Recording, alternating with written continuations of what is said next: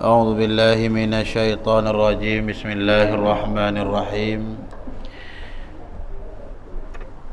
إن الحمد لله نحمده ونستعينه ونستهديه ونستغفره ونعوذ بالله من شرور أنفسنا ومن سيئات أعمالنا. من يهده الله فلا مضل له ومن يضلل فلا هادي له. أشهد أن لا إله إلا الله وحده لا شريك له وأشهد أن محمدا عبده ورسوله لا نبي بعده. اللهم صل على النبي الأمي وعلى آله وصحبه وسلم. رب اشرح لي صدري ويسر لي أمري واحلل عقدة من لساني يفقه قولي. ولا حول ولا قوة إلا بالله العلي العظيم. إلهي أنت مقصودي ورضاك مطلوبي، أعطني محبتك ومعرفتك. السلام عليكم ورحمة الله تعالى وبركاته. الحمد لله وشكر الله على نعمة الإيمان والإسلام والإحسان. Panjang syukur dan puji kita kehadrat Allah Subhanahu wa taala dengan rahmat dan limpah kurnia kasih sayang Allah Subhanahu wa taala dilimpahkan kepada kita berbagai nikmat, yang mana nikmat paling besar iaitu nikmat iman. Dan syukur juga kita kehadrat Allah taala pada malam ni kita masih lagi dipertemukan oleh Allah Subhanahu wa taala dalam majlis ilmu. Dan mudah-mudahan kita sentiasa diberi kekuatan oleh Allah Subhanahu wa taala untuk melaksanakan apa yang diperintah oleh Allah Subhanahu wa taala.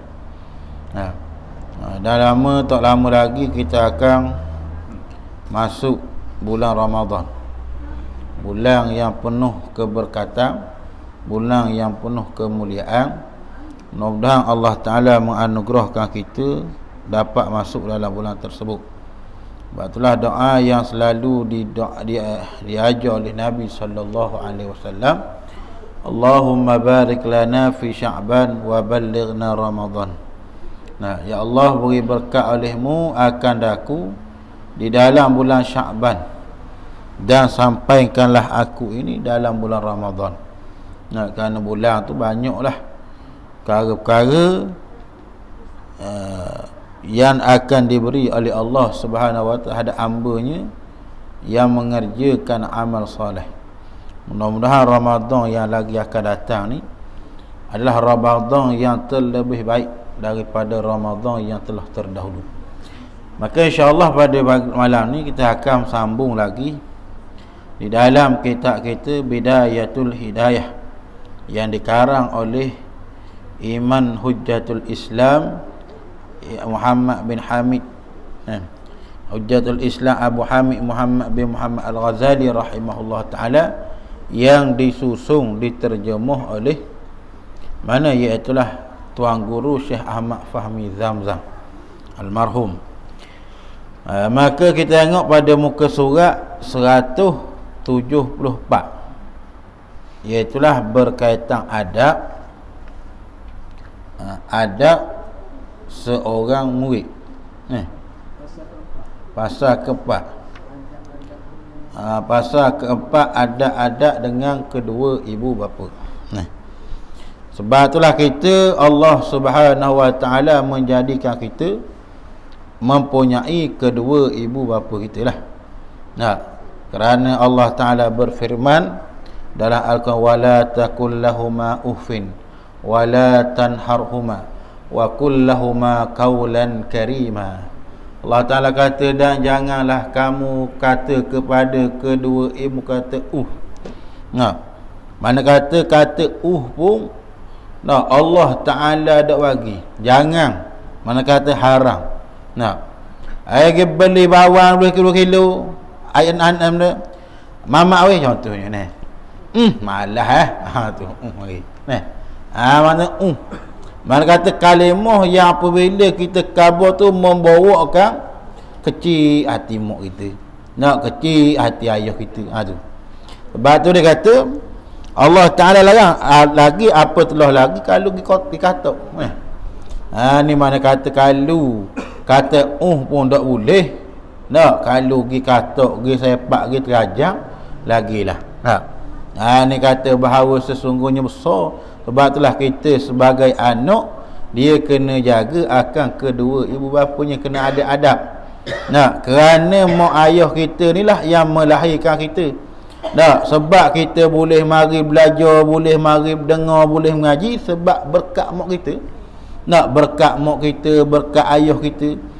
Siang malam duk doa supaya nak kita jadi anak-anak soleh. Puang supaya jadi soleh-solehah.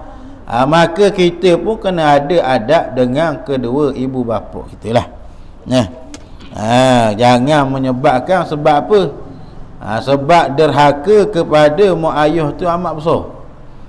Seperti mana berlaku di zaman Rasulullah. Ada seorang sahabat kata, ya Rasulullah, ada seorang sahabat ni nak mati payah. Kami aja ngucap tak mengucap.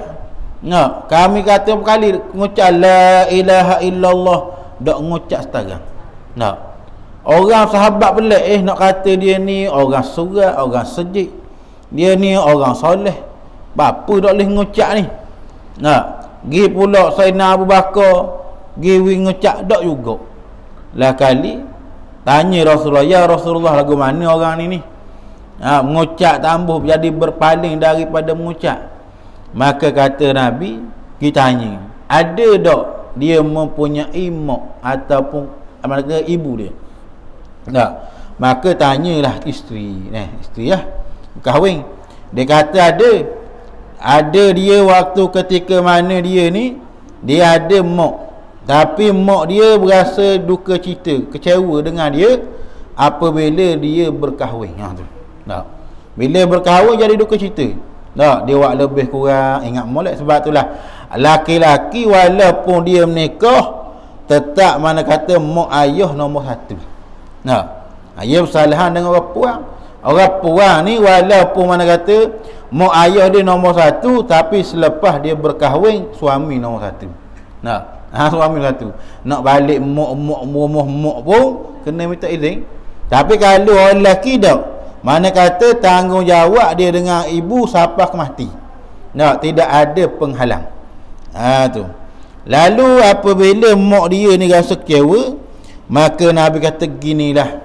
Mak dia ada, masih ada lagi mak dia ni. Lama dia tak jumpa ni. Maka ginilah dia kata, suruh sahabat pergi temu mak dia, suruh minta maaf.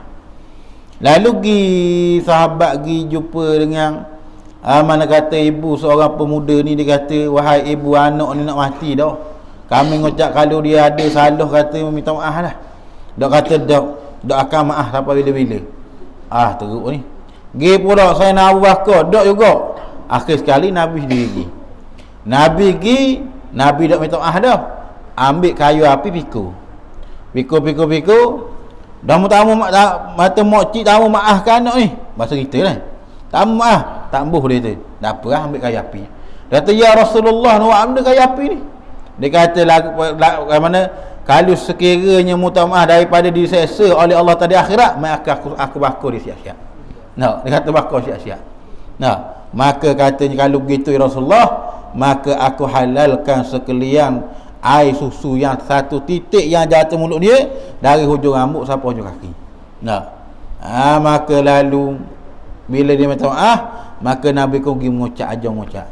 Maka pun itu mudah mengucap la ilaha illallah, maka dia pun meninggal dunia. Nak ayatnya orang yang derhaka kepada mak ayah ni apa? Tengah daripada orang yang dihijab daripada tak boleh nak mengucap kalimah la ilaha illallah.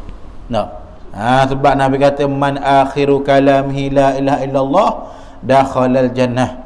Bahawa sesungguhnya barang siapa yang akhir kalam dia dapat mengucap dua kalimah syahadah, maka dakhalal jannah, maka confirm dia ni masuk syurga. Bukan kata waspada, confirm masuk syurga terus. Kalau dia dapat mengucap kalimah la ilaha illallah. Maka setengah daripada penghalang daripada nak mengucap, ia telah derhaka kepada kedua ibu bapa dia. Maka telah seperti mana kata Nabi, ma radallahu illa fi radha'il walidaini. Allah Ta'ala tidak redha akan seseorang itu melainkan redha oleh kedua ibu bapa dia. Kedua mak ayah dia redha, maka Allah Ta'ala redhalah terhadap dia tersebut. Tapi tengoklah perkara mana. Kalau perkara haram tak boleh taat. Iaitu la ta'atan li makhluqin bi maksiatin. Tidak ada taat kepada makhluk pada perkara maksiat. Kalau mak dia mana kata suruh benda-benda jahat, kata mungkin curi kedai tu, tak boleh kau. Mak suruh pun tak boleh. Mana kata. Sebab itulah tengok seperti mana Syekh Abdul Qadir Al-Jailani qaddasallahu sirruh. Seorang yang jujur, yang mana kata patuh kepada mak ayah dia. Waktu ketika mana Syekh Abdul Qadir Al-Jailani ni dia nak pergi belajar lah. Dia ni memang orang nampak dia ni memang orang alim besar kalau dia belajar ni. Kelebihan Allah Ta'ala bagi. Maka lalu bila dia nak pergi belajar, mak dia saat ni tu mana? Kirim duit. Lalu kirim duit, dia kata tak mana? Pecah baju ni, saya buh duit dah ni, jahit mula. Lepas tu pesan mak dia kata, wahai Syekh Abdul Qadir, kalau orang tanya mu jangan sekali pun tipu. Jangan sekali mu tipu. Mu ayat betul dah. Maka pergilah. Orang dulu macam kalian ni naik bah naik benda. Pergi berjalan dengan pedagang. Nak pergi Baghdad. Maka lalu apabila pergi tengah jalan, mari apa yang lanu peropok. Lalu bila peropok sana tu tengok mana? Dia kata ada tak duit? Dia kata ada. Mana ni tahu duit? Bukan selalu dah. Kalau kita royak tak ada, cek kalau ada. Dak orang tak ada sungguh. Lalu royaknya kerana dia ni jujur yang ada pada Syekh Abdul Qadir apa? Kerana apa khabar ni? Kerana dia ingat taat kepada mak ayah dia. Mak ayah khabar, kalau orang tanya mu kena khabar. Dah mak dia susut dah ni. Mu kena khabar. Maka dia taat. Maka bila dia taat, dia khabar. Maka lalu si peropok penyambung ni tengok, pelik ni. Kalau dia dalam pecah baju ni dok khabar, dok senyap gitu lah. Yang mana dalam ni mana? Dengan emas dinar, emas. Maka lalu penyambung ni tanya, ya Syekh, wahai pemuda, sebab apa mu khabar kata duit mu ada ni? Kerana aku ingat pada janji mak ayahku. Dia kata kalau sekiranya orang tanya, maka aku wajib nak khabar. Sebab aku sanggup jujur walaupun dalam keadaan musibah sekalipun. Maka apabila didengar oleh penyambung tersebut, nangis penyambung. Nangis dia kata, Allah dia kata. Siapa tahap ni? Dah aku dah rajin jumpa lagi orang hak jujur setara susuk dah ni. Kata ada bila aku tanya. Maka bapa nak taat kepada kedua ibu bapanya lah. Sebab itulah mak ayah ni, sebab tu mak ni kena ingat, dia ni mana kata setengah daripada mulut masing mari. Tiap-tiap kalang, tiap-tiap kataan hak dia sebut tu panggil doa belaka. Sebab itulah kalau anak ni jenis buah, anak ni jenis mana kata jenis buah, jenis mana kata mana tu buah lah. Maka kalau kita nak marah, jangan tubik kataan hak tak molek. Sebab apa? Kerana bila kita tubik kata tak molek, itulah dia akan jadi bekasan pada anak tersebut. Yang orang tua-tua dulu kan. Kalau anak dia buah hidup panggil bahasa menatang dak. Dia panggil bahasa anak tua sungguh lah. Tua sungguh pagi ni. Dulu suka buah sungguh kan. Apa yang ni tu apa? Mulut tu. Tu mana? Dia kata tiap-tiap kalang kedua mak dia ni ialah dari setengah daripada. Tapi ada pun kita sebagai anak tak dapat tidak kena jaga adab dengan kedua ibu bapa besar ni. Besar. Kerana dia kata adab-adab dengan ibu bapa, dia kata bermula adab-adab seorang anak terhadap ibu bapa ialah yang pertama, hendaklah ia mendengar dan mengikut segala perkataan ibu bapanya. Kena ikut lah. Kena ikut, mendengar dan mengikut segala perkataan ibu bapa. Kataan mana? Kataan yang disuruh oleh syarak. Kataan bukan perkataan yang dilarang oleh syarak. Kalau dia suruh semayang maka kena ikut. dia suruh buat benda apa pekerjaan yang diharam, maka kena buat. Mendengar kita mengikut, sami'na wa ata'na. Kami dengar dan kami taat. Ni tengok pada adab. Dan yang kedua, hendaklah ia berdiri ketika ibu bapanya berdiri kerana menghormatinya. Ni adab dia. Yang kedua, hendaklah ia waktu mak ayah dia bangun berdiri, maka hendaklah dia bangun tak. Bangun apa? Kerana menghormati akan keduanya. Kerana mak ni nak boleh melahirkan kita, Allah bukan mudah. Orang panggil separuh mati. Kalau kita mana kata duduk situ tak tahu nak kata ke mana.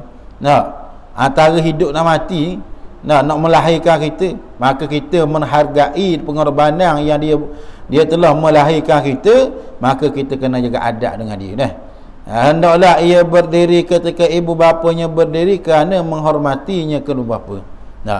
Dan yang ketiga, hendaklah ia menjunjung segala perintah keduanya. Menjunjung. Hak mana mak ayah dia, mak dia suruh, maka hendaklah dia kena junjung. Junjung mana kata ikutlah, kena buat. Selagi mana tidak bertentangan dengan syarak. Dan keempat, jangan ia berjalan di hadapan keduanya. Jangan dia jalan depan. Mana kata biar kita duduk belakang dia, biar dia pergi dulu. Tu mana tanda hormat lah. Macam kita jalan, mana kata dengan orang panggil orang besar kita jalan depan, jalan belakang, duduk belakang dah, ikut dia. Melainkan kalau orang tu jenis escort dia lain maka jangan ia berjalan di hadapan keduanya. Dan kelima, jangan ia mengangkat suara lebih tinggi dari keduanya. Angkat suara. Mak kata gitu, kita nak marah, kita angkat suara tinggi. Orang kata dah ulih kan. Orang kata dah ayah lah. Orang panggil cakap tinggi. Orang panggil cakap meninggikan suara dari dengan kedua mak ayah dia. Ni tak ada adab ni. Setengah daripada orang yang kau adab kata tadi, dia mengangkat suara lebih tinggi daripada keduanya. Tambah-tambah depan orang pula. Tambah-tambah pula duduk berjirang pula. Allah kata balas pula dah ada benda dah. Ni orang panggil tidak ada adab ni. Dan yang kelima, yang keenam, hendaklah ia memperkenankan panggilan keduanya. Bila mak ayah panggil, maka kita kena menyaut. Hatta kata ulama, kalau sekiranya orang tu semayang sunat sekalipun, dia tengah semayang sunat, mak panggil, wang, mana awang? Kena panggil. Wajib kena panggil. Bukan wajib kena berhenti selalu semayang, kerana menyaut akan panggilan mak ayah dia. Ni wajib ni. Kenapa?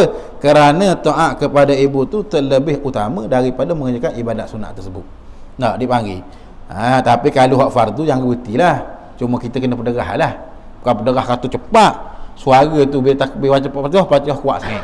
Dia kata kalau wajib tak boleh, kerana antara hak Tuhan dengan hak mak ayah, hak Tuhan lebih utama.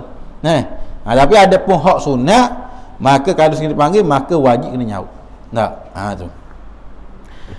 Dan hendaklah yang ke-8, yang ke-7, hendaklah ia sentiasa menuntut keredaan keduanya. Yakni kalau nak buat benda kena tanya mak ayah.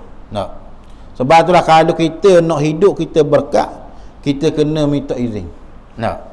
Buat benda-benda tu minta izin dulu. Kata mak minta izin gini, kita ada kerja sikit projek ni, dah ada kerja, mak doa lah tu. Sebab apa? Kerana doa kedua ibu bapa ni Tuhan makbul. Doa setengah daripada doa yang dimustajab, bukan doa tok guru. Tok guru dah termasuk setengahnya. Doa yang mustajab ke mana? Orang paling hafal dengan kita ialah mak ayah kita. Tambah kali mak. Sebab itulah mak ni ialah orang yang doa yang Allah Ta'ala terima. Sebab itulah setengah daripada adab, hendaklah kita sentiasa tuntut keredaan. Kita nak kerja, suruh dia berdoa. Tak nak buat benda, tanya dia. Golik orang ditanya mak ni masa bila? Masa susah lah. Susah ditanya. Masa senang tak tanya. Senang tak benda share dengan bini. Senang share gini. Masa susah mari jumpa. Dah mak tu apa pula nampak serabut banyak masalah sungguhlah. Masalah duk balah ni. Mari jumpa mak tanya senang tak ada mari dah. Tu mana kata.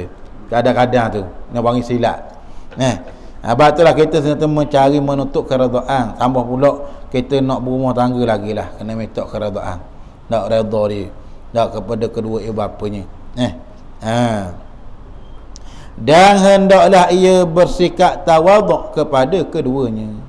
Yang ke-8, hendaklah ia bersikap tawaduk, merendah diri kepada keduanya. Tak. Bila mak ayah dia cakap, dia pun senyap. Tak, senyap, dengar, teliti. Tak. Ayah tanya, dah ke mana? Baru kau cakap. Tu. Dan yang ke-9, jangan ia menyebut-nyebut jasanya kepada keduanya. Jangan. Dia kata mak ni dok kenal sungguh dia kita. Kita dok tolong selama ni, kita dok beli tu, kita dok bagi ni. Nak. Apa pergi bagi orang lain dulu? Tu contoh. Tak. Anak-anak kita ni macam-macam dah buat ni. Apa kita dok boleh? Nak. Jangan. Nak. Tapi mak pun kena ikut mana kata kalau mak yang adil, dah dia buat gitulah. Nah, tapi walaupun jadi gitu, maka kita tidak jangan ia menyebut jasanya kepada keduanya. Nah. Kenapa? Dan jangan pula ia menyebut-nyebut apa pun perkhidmatannya kepada keduanya. Nah. Kita macam-macam dah wei ke mak. Nah, wei tu wei ni. Nah, mak langsung mana kata wei orang mana kata dulu orang lain dulu. Nah. Jangan. Jangan kita menyebut-nyebut akan khidmat kita kepada keduanya. Dan yang ke-10, jangan ia melihat kepada keduanya dengan pandangan penghinaan. Tengok jeling. Jadi si tanggang tanggang. Tengok mak. Tengok mak dengan ini. Ada dah contoh tu. Si tanggang. Cerita sungguh-sungguh tu. Ini mana kata bila boleh menikah dengan anak raja dok mengaku. Dia kata bukan mak saya ni. Dok mengaku mak. Kenapa? Kerana haluh dengan bini. Kaluh dengan bini. Bukan dia kata bini mana kata takut bini. Maka mana menyebabkan tak mengaku. Ni ada ni. Bukan dia kata banyak berlaku. Mana ni berlaku ni. Bukan kata setengah saja. Kalau tengok cerita tu setengah-setengah dok mengaku mak. Kadang-kadang mana kata kita huk mak tepi highway pun ada. Kita huk. Ni bahaya ni. Kadang-kadang mana kata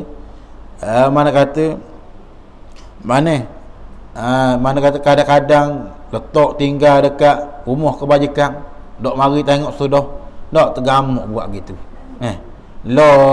Dalam dulu masa kecil dok pelihara dia, dok ui makan, dok minum besar boleh mana kata dalam keadaan berjaya, ada kerja senang, dak mak tak mau pelihara dah.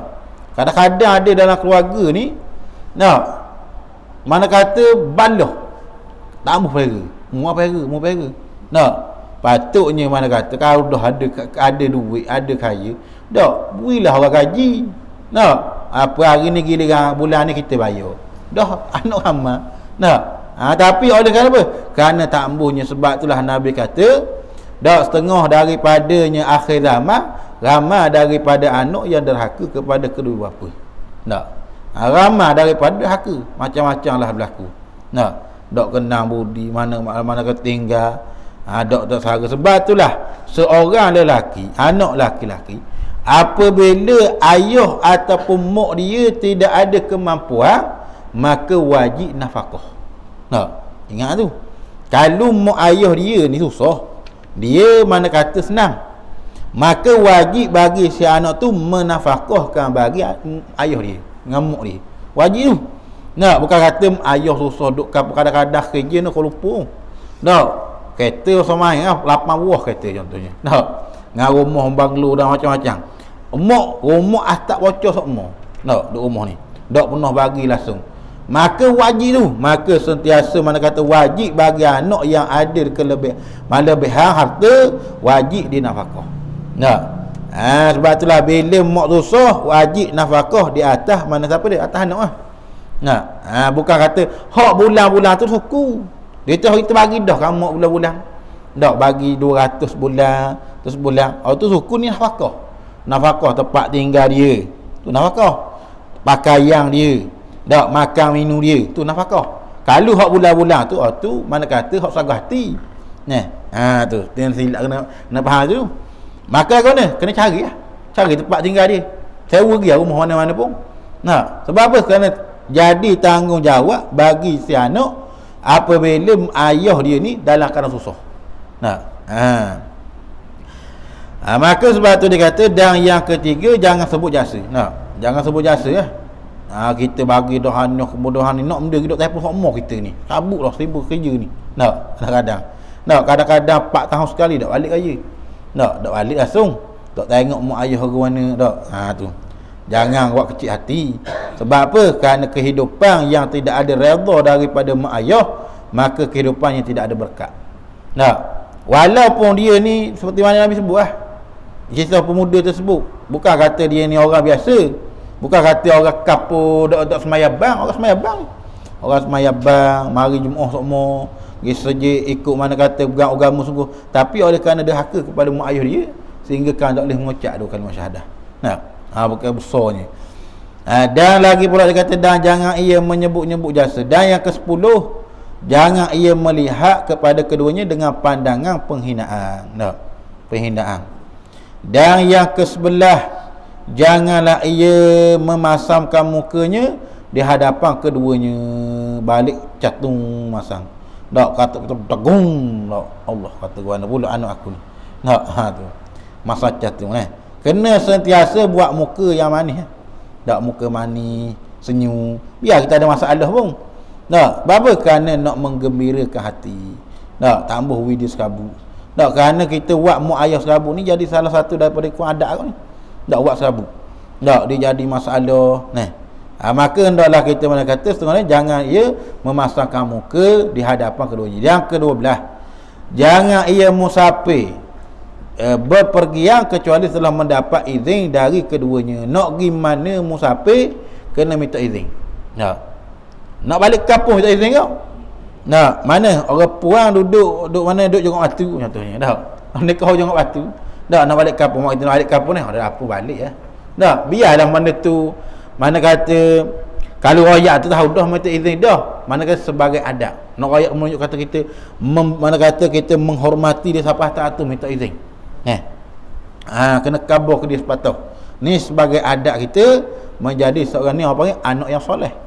Anak soleh ni dia sentiasa minta izin, buat baik kepada mak ayah dia. Sebab tu dia kata anak yang soleh ini anak yang sentiasa menjaga adab dia dengan mak ayah dia dan mentaati Allah dan Rasul. Sebab itulah kena tengok baik ni. Jangan kata berapa kita semayang dah, bang dah mok ikut dia nak diwan ni pun. Tak boleh ni tanggungjawab ni. Kadang-kadang orang lupa benda ni. Dia memandang remeh. Kata tak ada benda. Sebab itulah orang yang mempunyai mak ayah ni kena ingat. Dia kena hargai. Apa panggil butung besar tu. Sebab apa? Kerana dia masih ada orang yang dapat memakbulkan doa dia. Sebab mak ni bila dia berdoa kepada Allah Ta'ala, maka sebenarnya Allah Ta'ala akan memakbulkan doa dia. Apabila dah tak ada apa dah. Tak ada benda dah. Kadang-kadang orang dulu dah ajin balik rumah, dah ada wajib kampung. Bila mak balik ni Allah macam-macam dok ingat abi Allah dulu mak gini. Nak ingat benda ada benda dah.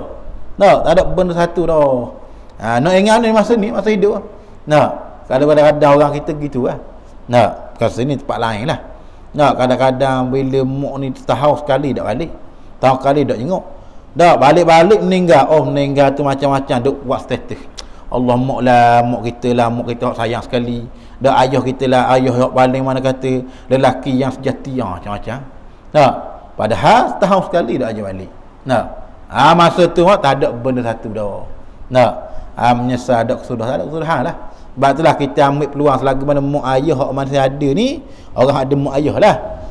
Sebab itulah dia kena mana buat apa-apa kena minta izin. Kata Imam Ghazali. Sebab apa? Sebab itulah bila berlaku kisah berkaitan dengan Imam Ghazali.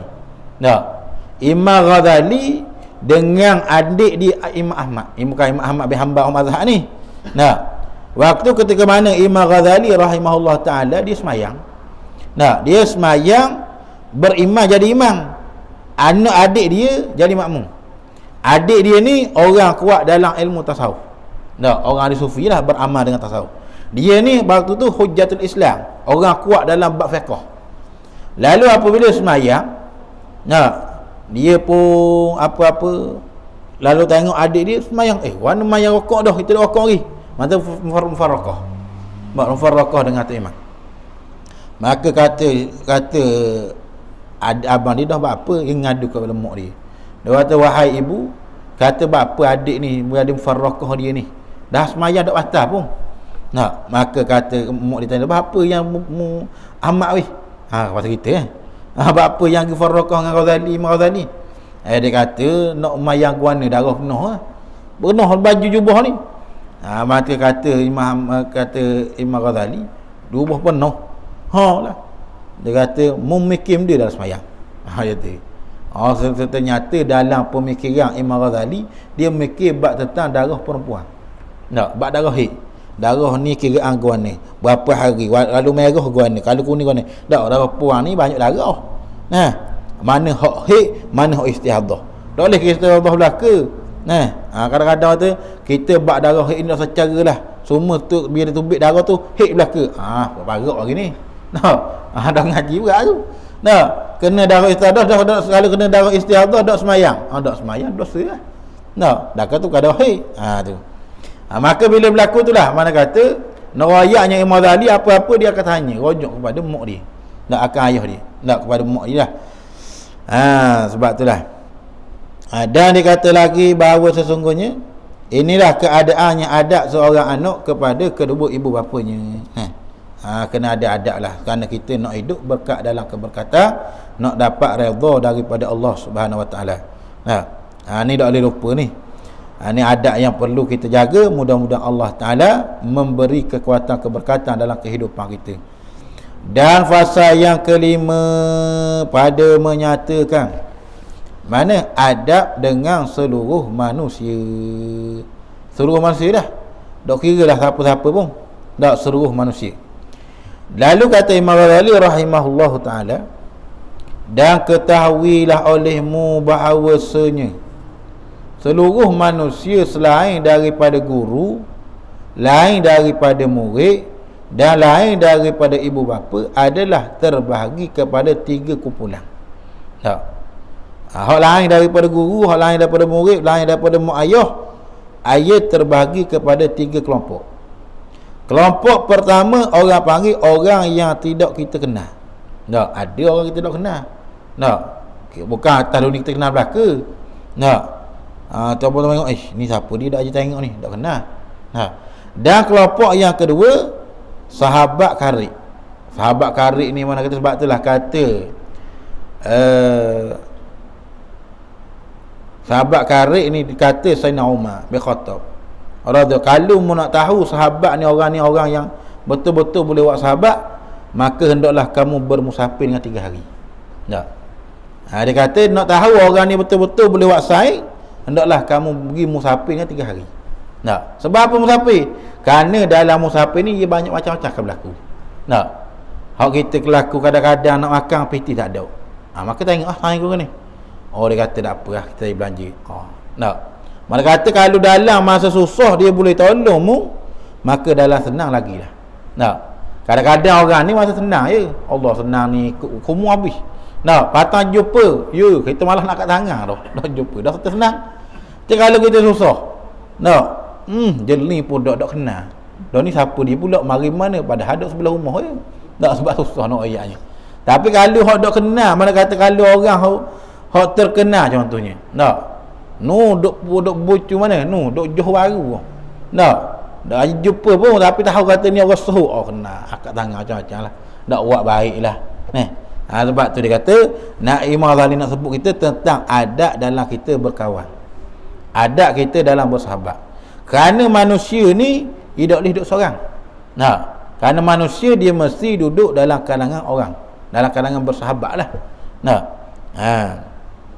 Dan yang ketiga, kelompok orang yang kita kenal sahaja tapi bukan sahabat karib.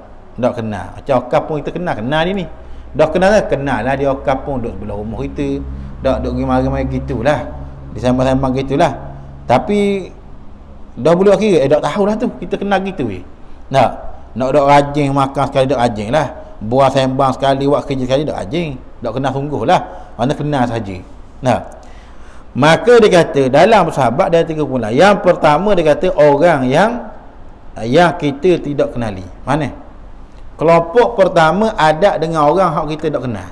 Lagu mana kita bila jumpa dengan orang tak kenal? Nah, yang pertama, jangan engkau menyertai mereka dalam percakapan yang kosong.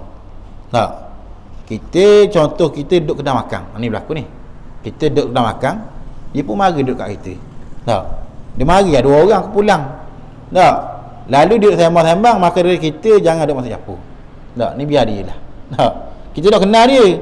Dia mari kadang-kadang berlaku gini lah. Kita duduk kedai makan, kita duduk minum ais seorang je. Kadang-kadang mari 2 orang tumpang meja, duduk lah. Nah, contohnya dia pun sembang sama dia, maka kita dengar. Kita jangan masuk capur. Nah, biar kita tahu pun jangan masuk capur. Biar cakap saja ya. Nah, mereka kalau ditanya kita, dah mana awak duduk mana? Baru je. Tapi kata kalau boleh jangan kita bercakap, kalau kita cakap kosong lah. Nah, cakap biasa buah sama dia lah. Nah, dan yang kedua, jangan engkau mendengar perkataan mereka yang jahat-jahat. Nah, bila dengar perkataan jahat-jahat, perkataan duk buruk orang gini kita tak kenal. Dia duk buruk cerita orang ni jahat gini, dia ni gini-gini, maka hendaklah kamu lari. Bapa kebal boleh tahu benda cerita sebenarnya. Dan maka ni dia akan menjadi waswas dalam hati kita. Dia kata betul dengar orang tu cakap gini-gini, kita pun bakal lalu. Nah, adakah Allah Taala kata irja'akum fasikum binai fatabayanu, apabila orang-orang fasik cerita pada kamu satu berita, maka hendaklah kamu bertabayun. Tabayun ni mana kata kena cermatilah, kena amati, tak kena selidik, kena kaji dulu. Dan lagi pula katanya, dan yang ketiga, jangan engkau menghiraukan perkataan mereka pada menjahatkanmu. Pada menjahatkan. Bila dia duk kata kita, dia menjahatkan kita lah. Menjahatkan mana kata dia nguduh kita. Mu jangan wahai awak tak tahu sudah. Duk nguduh kamu, duk kata kamu, dia kata jangan engkau menghiraukan perkataan mereka pada menjahatkanmu. Kalau dia menjahatkanmu, kata uduh kamu, dah dia tak kenal siapa dia, maka jangan menganggap awak dak layang sudah. Sebab kita tak kenal siapa dia. Ni mari kata kita nak kata gini, maka awak jahat. Sebab orang ni golek bila kita tak layang, dia pun tak ada modal. Ya orang ni dia akan jadi, mana kata kau jadi berasa nak cerita buruk orang bila orang tu pergi layang. Kita pergi layang, dia kata jadi molek kau kata pergi. Dah kan nak konten je. Dah dengar pasal tu. Maka kita tak layang. Masa tak layang tu. Dan yang ke-8, hendaklah engkau menghindarkan diri daripada banyak berjumpa dengan mereka atau banyak berhajat kepada mereka. Dia kata hendaklah engkau menghindarkan, orang menjauhkan diri daripada banyak berjumpa dengan orang yang tak kenal ni. Orang yang tak kenal, jangan kamu mana tu, hendaklah kamu hindarkan, jangan banyak jumpa dengan dia, dan ataupun banyak berhajat kepada mereka. Jangan kita banyak berhajat. Sebab kita tak tahu orang tu macam mana. Boleh jadi kita ni duk hajat minta tolong dia sekali. Dia pun duk cerita, dia kata dia tu kalau aku duk tolong tak ada balik ni. Tu. Balu bila dia tolong, tak ada takdir kita berjaya. Dia kata berjaya ke aku tolong. Tu. Tolong gini macam-macam, dia akan mana? Dia akan mari dakwa pula.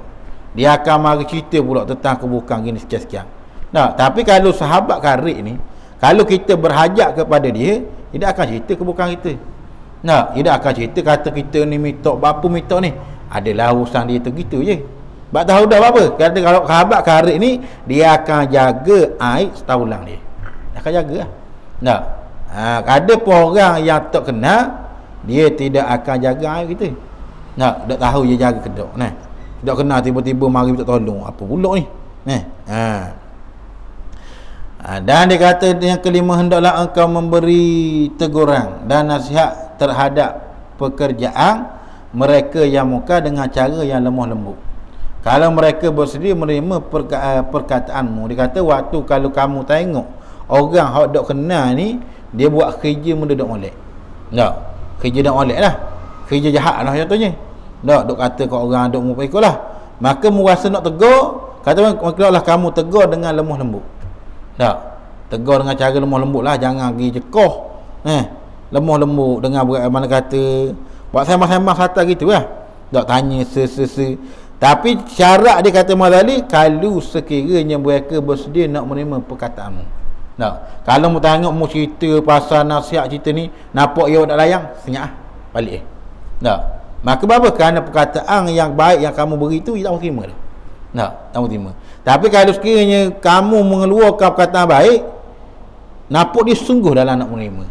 Tak, dia dengar, ambil perhati, maka hendaklah kamu menasihati dia. Tak. Sebab itulah dalam kita nak nasihat orang tu kena ada cara juga. Tak. Kadang-kadang ada orang, kalau sekiranya kita nasihat, kau jadi dia. Tak. Kita nasihat kata tak usah lah awak ni pakai seksi sangat, janganlah. Tak. Asal pakai baju ketat je, esok pakai suka. Mana-mana kau teruk ni. Tak. Contohnya. Maka kalau jadi gitu, maka haram orang nasihat dia. Sebab apa?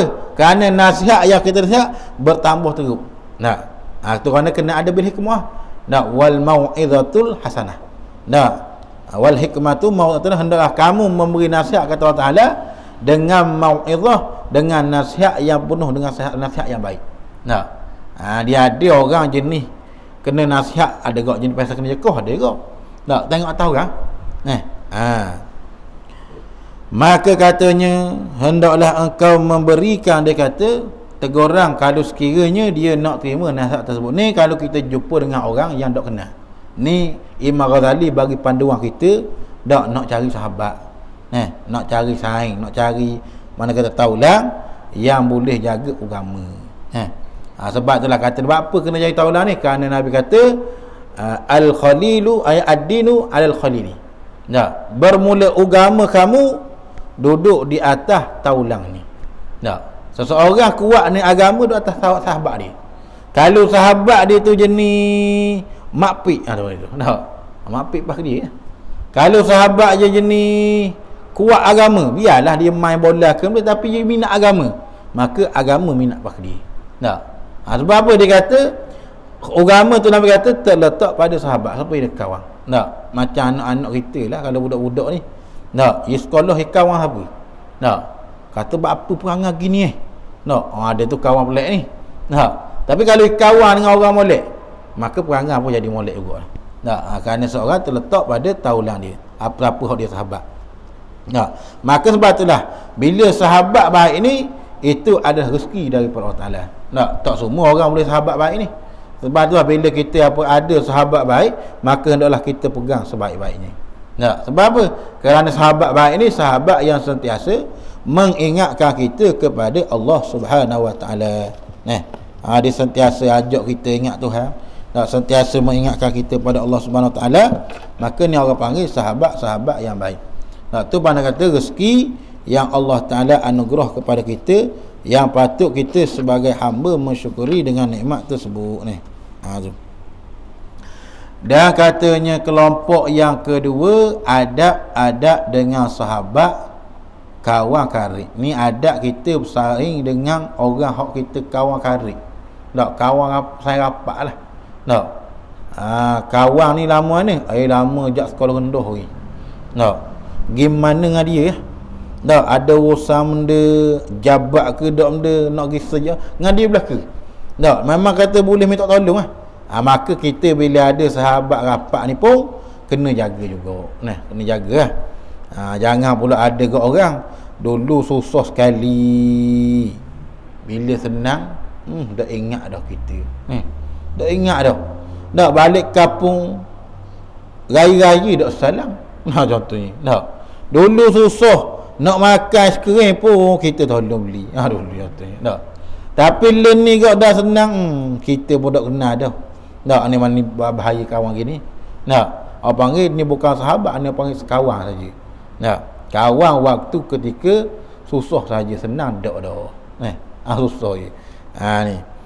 Dan katanya kelompok kedua ialah adab dengan sahabat, itulah kawan karib. Yang kawan hak kita rapat lah, kawan karib ni. Yang sentiasa boleh pergi mari minta tolong. Kita minta tolong dia boleh, kita pun boleh tolong dia juga. Maka dia ada adab kita bila kita kawan dengan orang yang sama karib. Wallahu alam. Kata kelompok yang kedua, apa yang baik datang dari Allah Taala, perkara baik datang, insya-Allah kita akan sambung pada minggu akan datang. Dah lah puasa dah. Puasa dah, insya-Allah kita berhenti sini dah sambung haji pula wallahu alam. Apa yang baik datang dari Allah Subhanahu Wa Taala dan perkara datang kepada Allah. A'udzubillahi minasyaitonir rajim. Bismillahirrahmanirrahim. Allahumma fil ummati Muhammad, Allahumma salli ummati Muhammadin. Allahumma lakal kullu wa bikal kullu wa ilaikal kullu wa antal kullu wa arhamar rahimin. Sallallahu alaihi Muhammad wa ala alihi wasallam. Alhamdulillahirabbil alamin. Assalamualaikum warahmatullahi wabarakatuh.